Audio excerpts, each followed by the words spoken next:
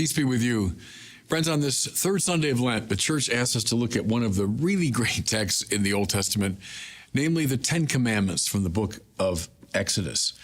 I've said before that Lent's a time of getting back to basics spiritually, and this is a good way to do it. Just as an athlete will go back to the fundamental moves of his sport, so in the moral and spiritual order, we go back to fundamentals, go back to basics. Can I suggest you go back to this text in Exodus? If you don't have the Ten Commandments clearly in mind, commit them to memory. They're a wonderful way to examine your conscience as you prepare for confession. Even at the end of the day, to go through the Ten Commandments, say, well, how did I do in regard to these basics of the spiritual life? So I want to say in this brief homily something very simple about each one. We know that the Ten Commandments are divided into two tables or tablets, right? The first three dealing with our relation to God, and then the last seven dealing with our relations with each other. The first table is by leaps and bounds the most important. It's a basic biblical intuition. Having our relationship with God right is the condition for the possibility of anything else being right in our lives. If the relation to God is off kilter, everything else will become off kilter. And so we pay special attention to the first table. Commandment 1, I'm the Lord your God. You shall have no other gods besides me. Now, there's a trivial way to read this, that God is sort of this petty, jealous, tyrant. No. It's the most important element in the spiritual life. God doesn't need us. God doesn't need anything. So it's not a matter of God falling into a jealous, a snit here.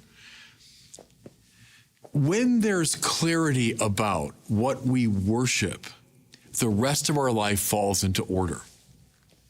When there's ambiguity about that, then there's difficulty across the board. And I've said this to you before. We all worship something. There's always something in your life of supreme value.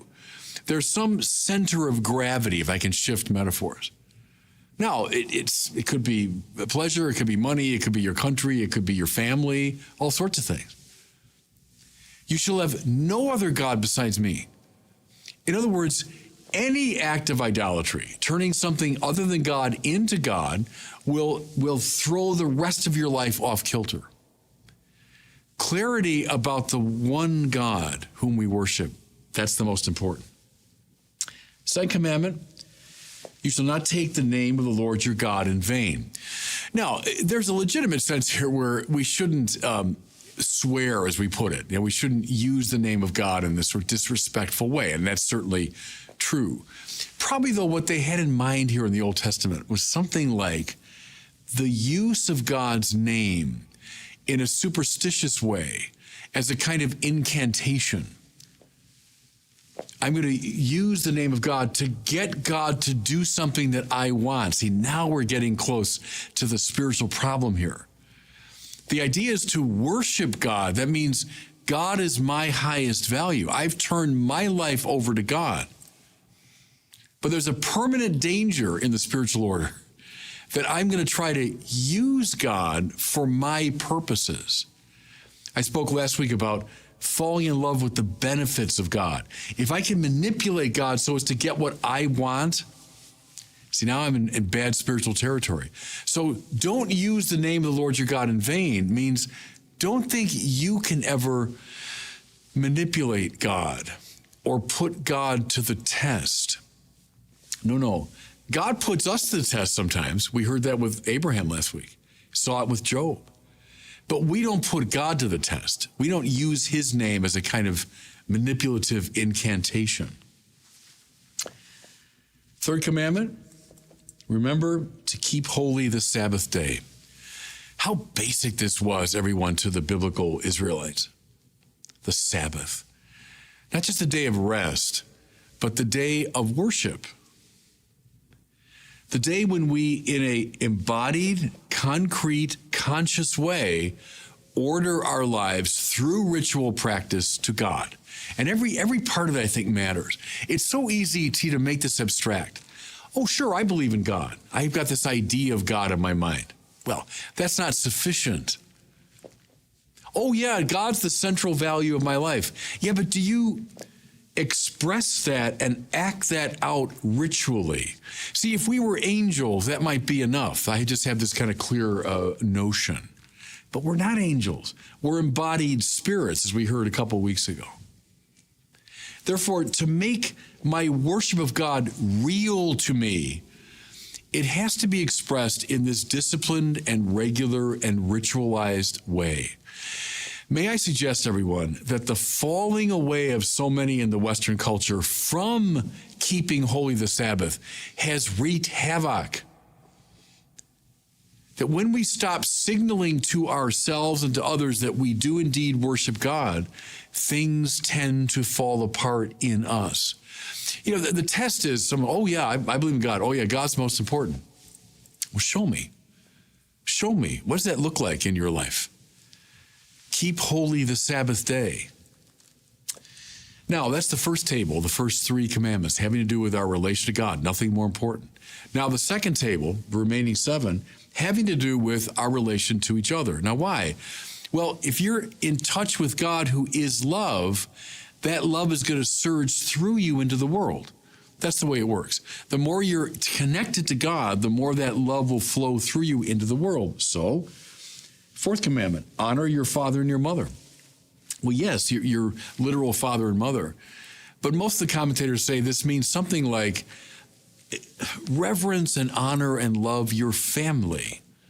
Well, if you claim to be a person of God, which means a person of love, but you can't love your own family, something is really off in you. If you can't love those who are nearest and dearest to you, well, then how will you love anybody else? So starting at home, starting with those closest and dearest to us, of course, we should love them. 5th commandment, you shall not kill. Probably best rendered or better rendered, you shall not commit murder. Because, there are exceptions. We talk about just war and self-defense and so on, where, a killing might be morally justified. But you shall not murder. Now, I know most of those listening to me, hope this is true, are not murderers. They have no intention of murdering anybody. But, it's simply not the case that murder isn't a problem in our society. How about the 60 million abortions since Roe v. Wade was passed?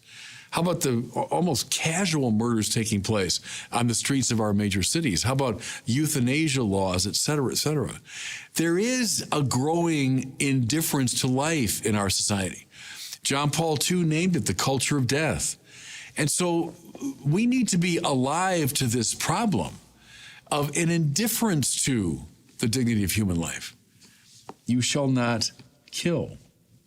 6th commandment, you shall not commit adultery. Now, I know everyone and his brother thinks the church is obsessed with sex and all that. Well, notice, we don't get to sexual matters till the 6th commandment. So if it was, commandment number 1, but look, does anybody doubt that adultery, that the breaking of the marriage vow, being unfaithful to your spouse, is a source of enormous mischief? And I mean inside the people involved and to those around them.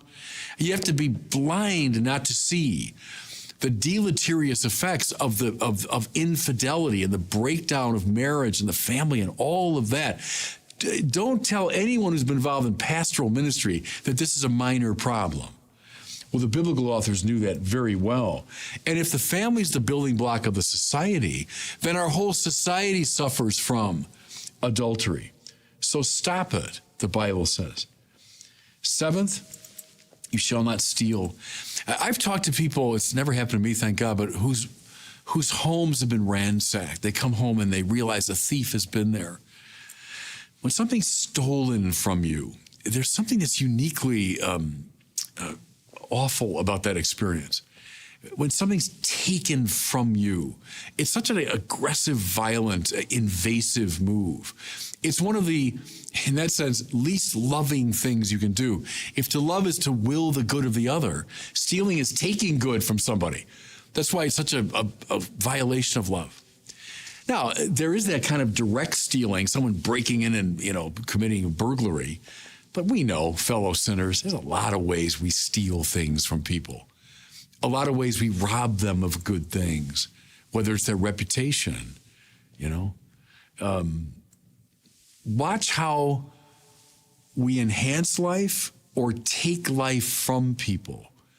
Do we breathe life into a room, or do we suck life out of a room? That's a form of stealing, it seems to me. 8, I think, is very important today. You shall not bear false witness against your neighbor. Calumny, we call this. A willful lie about someone whose purpose is to harm. Why do we do it? Well, it makes us feel better, makes us feel more exalted. I can drag you down. I seem higher. Where's this flourishing? We all know, online, right? The social media culture has caused this to flourish, to bear false witness against our neighbors, to say all kinds of lying and calumnious things. Can I urge everybody, especially during Lent, to watch this tendency, especially as you use social media? When I'm saying something about a person, is it true? And why am I saying it in the first place? To ask those 2 very good questions before you post something online, I'd highly recommend it. Bearing false witness. Watch the 8th commandment. I'll bring 9 and 10 together. You shall not covet your neighbor's goods. You shall not covet your neighbor's wife. It's very interesting, that word covet. I've talked to you before about René Girard, the great philosopher. He talked about the triangular quality of desire, that we rarely want something simply because it's attractive to us. Very often we want it because somebody else wants it, right? So why is that object so appealing to me? Well, because that person wants it, and their desire of it awakens in me a desire for it. Watch this. Most of advertising is based on that principle. How come I want certain things? Well, I discover some famous person wants them. Watch 2 kids playing together. One kid is indifferent to a toy until his friend comes in and wants it. Do you see what Girard uncovered was the source of so much of our tension and violence in our society is this triangular quality of desire. Well, the Bible knew about it a long time before René Girard. See, don't covet your neighbor's wife and don't covet your neighbor's goods. I mean, desire something for yourself, that's fine. But stop getting into these mimetic, triangular conflicts. Watch how we desire. I like that the old word covet is good there because it sort of signals something fresh in our minds. Watch how you covet things. Why do you want the things you want? Is it because someone else desires them?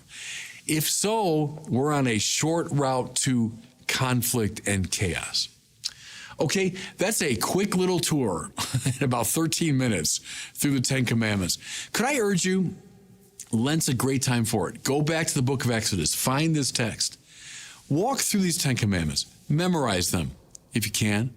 Use them next time you go to confession. If you're going to confession during Lent, which you all should do, use the 10 Commandments as a way of examining your conscience. And God bless you.